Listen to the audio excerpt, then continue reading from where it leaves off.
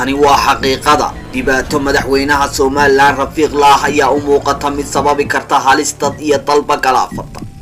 waxaa loo jeedaa dhawaaqyada dhiilada leh ee ka dhex yeedhaya jiha kastaba Soomaaliland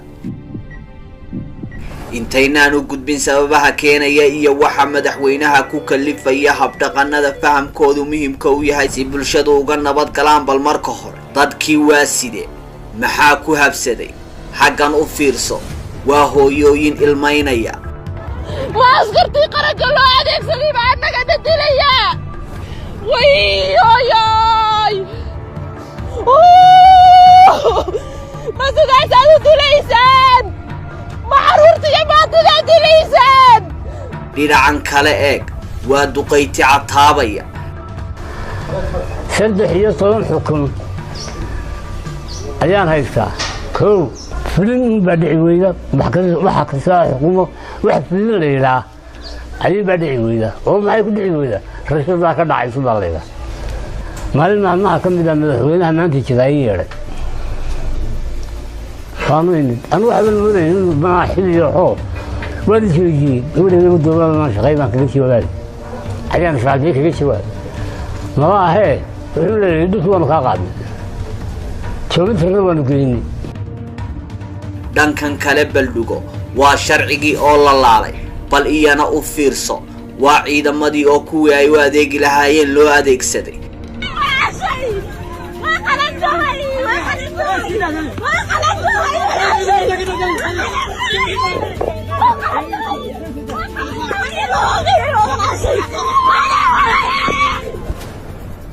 dhankan kale waa mucaarad ka talinaya inaan dalku dumin dhinacan waa culimo awdiinka digaya halista aloosan waxaa sii dheer qafaalashada dad aan waxba garabsan iyo dumar iyo caruur xabsiyo lagu guraayo su'aasha isweydiinta mudan ayaa maxay tahay sababta madaxweyne biixi isagoo dalka xukumaya ku kalifaysa inuu waxaasi oo dhan bulshadiisa u quuro xaqiiqa raadin ayaanu samaynay waxaa la darsay dabeecadihiisa iyo habkan uu u dhaqmayo khudbad kasta iyo sawir kasta oo madaxweyne biixi laga qaaday waxaanu hor dhignay aqoon-yahaniyo dhaqaatiir waxaanu turjunay dhammaan hadalladii iyo khudbadaha uu hore u jeedshay waxaanu la xidhiidhnay dhowr iyo 50 qof oo isugu jira dhaqaatiir iyo aqoon-yahanin waaweyn oo Soomaaliya ajaanib bale waxaanu helnay maxsuulka xog ururinta baadigoo baanu galay muddo badan qaatay waxay nagu riday daraasado waaweyn oo dunida hore isugu tagtay kawkabkan aynu ku guud noolahay ma jirto waxaa la darsi habdhaqanka noocana oo laga sameeyay daraasooyin muddooyin fara badan lagu hawlanaa ayaa waxay daaha ka qaadeen inay tahay xanuun ku dhaca maskaxda aadamaha kaasi oo ka halis badan cudur kasta oo maskaxda aadamaha asiiba cudurrada maskaxda ku dhaca oo sida la yaqiinsan yahay 97% dhibaatadoodu hal qof ay ku kooban tahay hase yeeshee kan haatan dhammaan calaamadihiisa ay ka soo ifbixeen madaxweynaha Soomaaliland Muuse Biixi Cabdi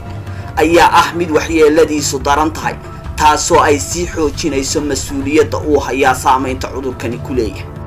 xanuunkan waxa lagu magacaabaa malignant narcis wuxuu ku dhacaa maskaxda qofka ibn aadanka waxaana halista iyo dhibaatadiisu ugu baaxad weyn tahay kolka qofkaasi bulshada in uu mas'uuliyad u hayo macallinimada ha ahaatee sidoo kale xanuunkan lagu ogaaday baaritaano ay wada sameeyeen jaamacadaha George Washington iyo Cornell University oo qoray cilmi baarista daraasada la magac baxday Leaders and Followers in Dangerous World taasoo soo baxday sanadii 2004 ayaa daaha ka qaaday waxay sheegeen in hogaamiyayaasha u dhaqma guul isaga u gaara dareemid la'aan dhibaatada dadka nacbeynshaha wanaaga shaki iyo khaakhaaya waxa loogu yeedho paranoia iyo in ay wax walba xoog ku muquuniyaan waxa ku keena inuu yahay xanuunkaas sida daraasaduhu sheegeen waxa kale oo jira sifooyin kale oo lagu garto dhaqanka iyo dabeecadaha qofka qaba xanuunkan habdhaqankaas oo la yahay sadistic waxa uu sababa in qofkaasi kaliya ay raali geliso waxa mujtamaca dhiba waxa qofkaas masiibadani haleesho raali gelinaya qaylada cadtowga tawaawaca ilinta cabashada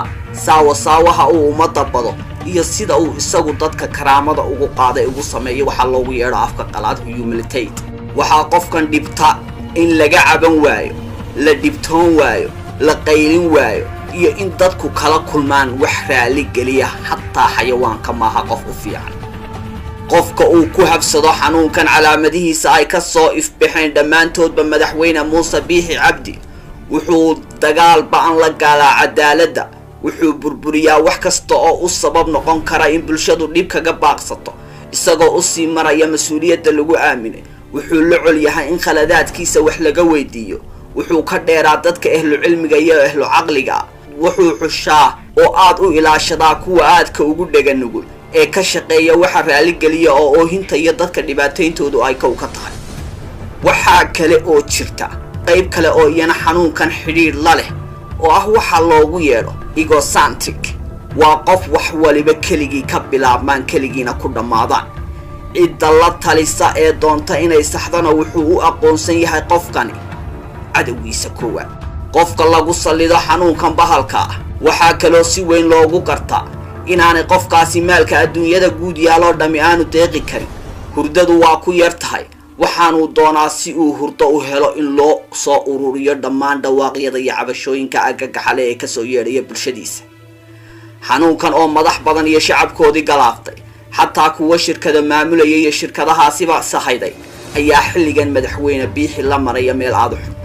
ficilada uu ku kacayo ee xanuunku sababay waxaa ka mid ah daawade halkan bal u fiirso waa neef geela hashan wuxuu doonayaa madaxweynuhu inuu maalo hase yeeshee si ay hashu u xanuunsato waa kan oo wuu qaniinayaa inay dhibaatooto ayuu u qaniinayaa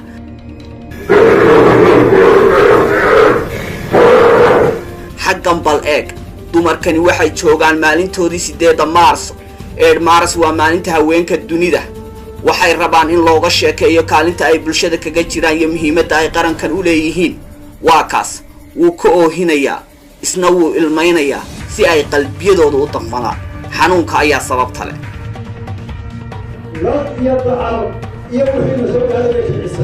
maantana colaad horleh iyo dagaal baa la qabtay waxaan u qaadanaa rikalaashada koor inaan dagaal cad ku soo bandhay soomaala dagaal baa noqon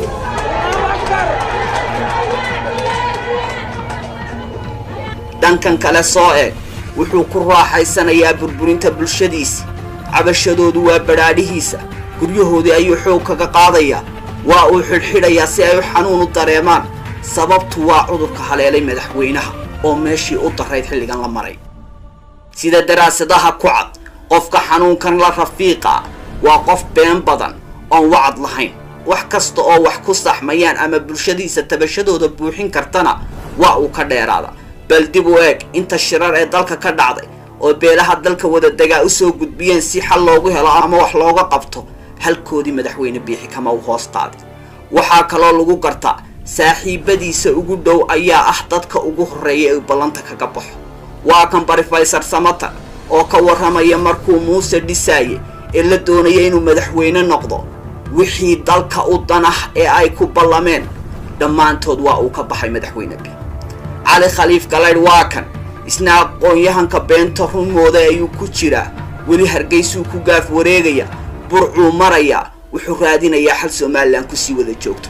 madaxweynuhu ma ogola dadka aqoonta leh inuu duleeyo ayuu jeclaysanayaa xanuunka sababta leh qofka xanuunkani hayo khaladkiisa waa dafiraa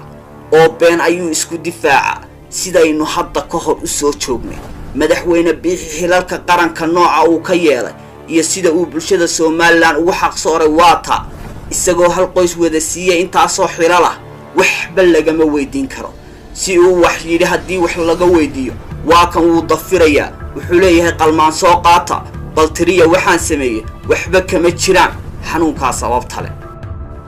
adigu tiriyo kaabeelkan ha soo qaato tiriyo haddaanu baalaskii reerahu iyo aan isu miisaamin dee waa horta faalaas haddii isu miisaamina tiraabada taalla meesha waa wax la yaqaano la tirinayo markaa la isku haysta beeruhu ma miisaano tirada